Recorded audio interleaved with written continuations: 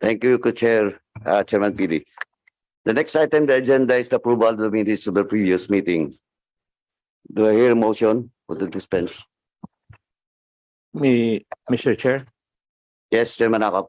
I respectfully move that we dispense with the reading of the minutes of the previous meeting. So move, Mr. Chair, And approval. and move also for its approval. Second the motion, Mr. Chair. There is a motion to dispense with the reading of the previous minutes and approval the same. Duly seconded. Any objections? The chair sees none.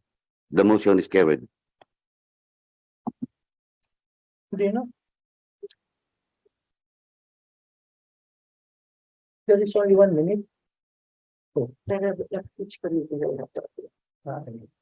Okay, on the part of the Committee on Suffrage and Electoral Reforms, do I hear any motion to dispense with the reading of the minutes of the previous meeting?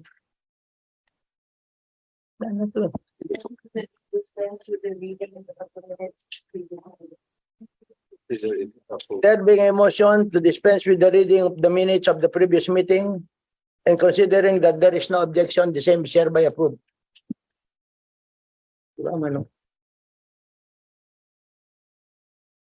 Thank you, Co-Chair PD Barzaga.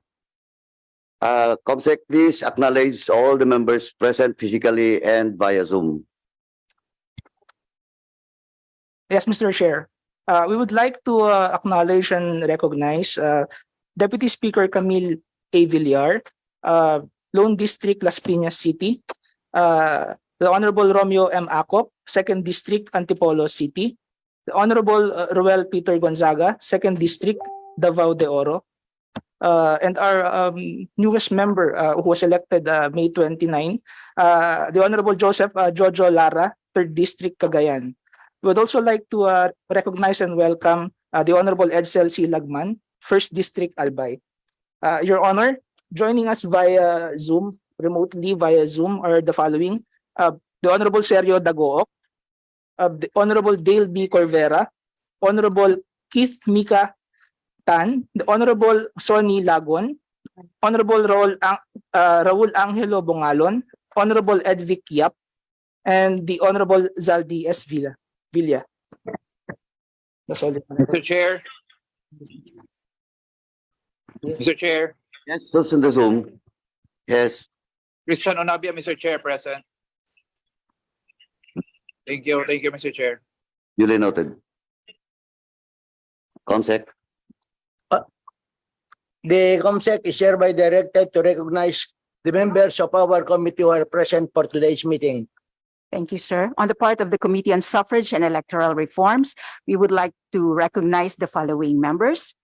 Deputy Speaker Camille Villar, Deputy Majority Leader Wilter Palma, Vice Chairperson Juliet Marie de Leon Ferrer, Deputy Minority Leader Franz Castro, Vice Chairperson Maria Rene Ann Lourdes Matibag, Committee Member Manuel Fortes, Committee Member Maria Victoria Copilar, Committee Member Francisco Paulo Ortega, Committee Member Mary Mitzi Kahayan Uy, Committee Member Rodolfo Ompong Ordanes, Committee Member Keith Mika Attorney Mike D.L. Tan, Committee Member for the Minority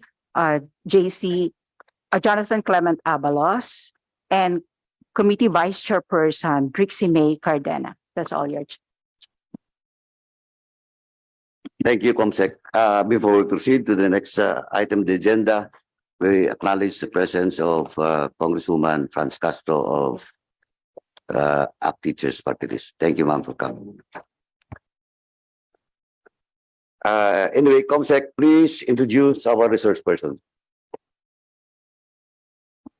We'd also like to acknowledge and welcome the following government officials from the provincial government of Cagayan. The Honorable Manuel Mamba, Governor. Honorable Melvin Vargas Jr., Vice Governor.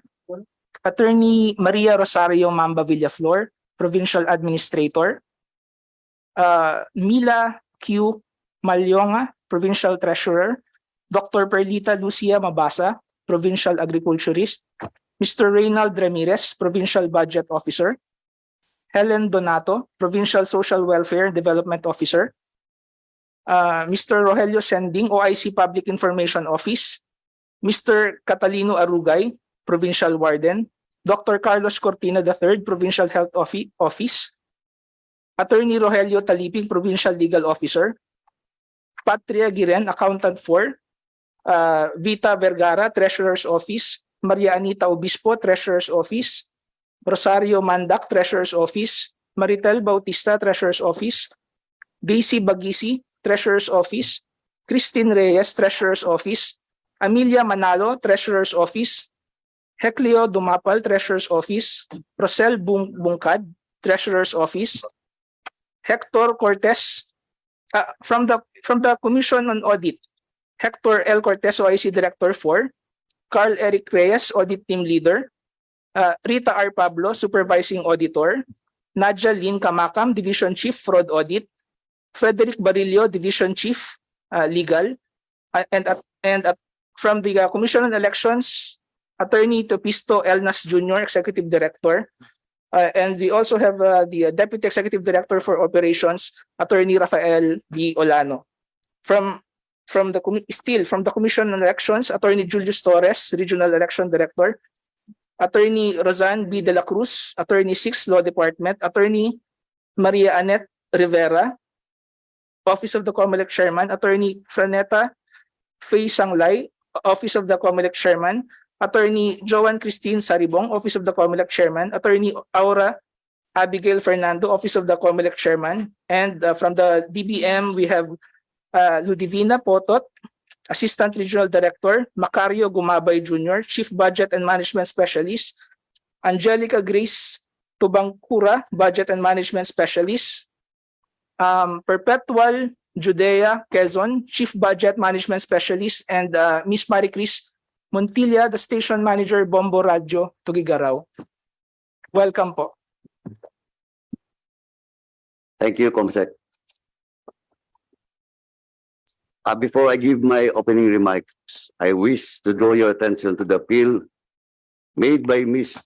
Jenna Garma, the Provincial Accountant of Cagayan Provincial Government. It has come to my attention that her husband is currently in the intensive care unit, and she has provided us with a certificate of confinement as proof. In light of her circumstances, I have decided to honor her request on the condition that she will be present for the upcoming hearing. It is important to note that failure to attend the next hearing will result in her being held in contempt. However, for the time being, I will empathize with her situation. To the members, I have with me the certificate of confinement of her husband and duly signed by Frederick L. Parelag, MD, from the Dr. Ronald P. Guzman Medical Center Incorporated, Tugigaraw City.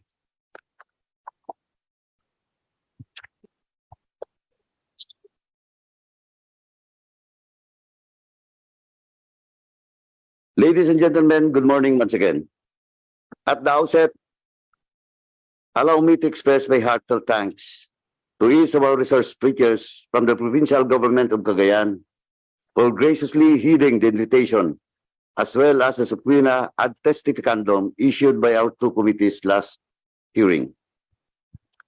Your presence here reinforces our collective commitment to pursue meaningful discussions aimed at improving legislative work. We are honored to have you here, and we eagerly anticipate the enlightening discussions that lie ahead.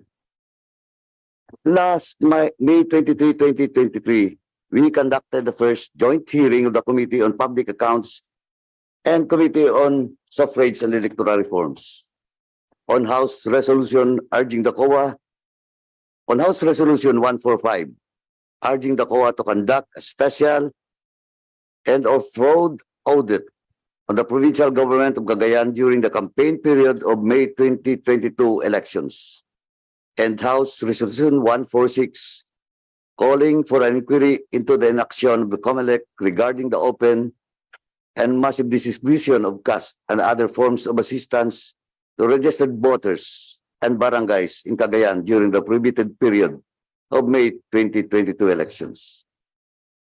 In the course of the hearing, the committees were able to establish the following.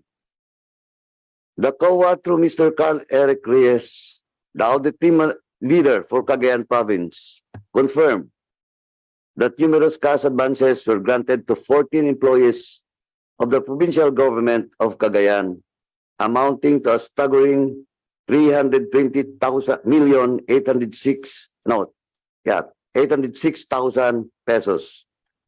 These funds were allegedly intended for disbursing COVID-19 pandemic relief assistance within the province of Cagayan, with each recipient receiving 1,000 pesos each.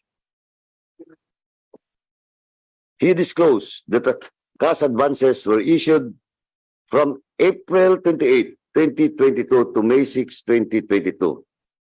And the cash advances were facilitated through issuance of checks, were subsequently encashed by the disbursing officers. As a result, our committees requested Mr. Reyes to furnish the copies with a record of the checks that were encashed, along with the disbursement vouchers, obligation request, and the names and addresses of individuals who were recipient of the stimulus funds. As the committee delves into this particular issue, Mr. Reyes revealed that out of the total amount of 320,806,000 pesos, a sum of 167,261,000 pesos had been successfully liquidated, and a refund of 153,545,000 pesos was made. According to him, the liquidation process took place in various dates, starting from May 6 and ending on July 22, 2022. In connection with this, we asked the COMELEC if the utilization of these public funds by the provincial government of Cagayan fell under the 45-day prohibited period set by the COMELEC from March 25 to May 8, 2022. And the COMELEC, through Attorney Rafael Ulano, Deputy Executive Director of Operations, confirmed that it was in violation of Section 13 of the COMELEC Resolution number 10747 unless the province had filed a petition for the issuance of certificate of exemption and obtained explicit authority from the COMELEC to carry out such disbursements during the ban period. During the period of interpellation, Attorney Ulano confirmed that a petition from the province has been submitted to the COMELEC on March 22, 2022 and received partial approval on April 13, 2022. However, when further clarification was sought by Rep. Marcoleta, it was revealed that the promulgation of the decision by the COMELEC only occurred on May 25, 2022, after the elections had already taken place.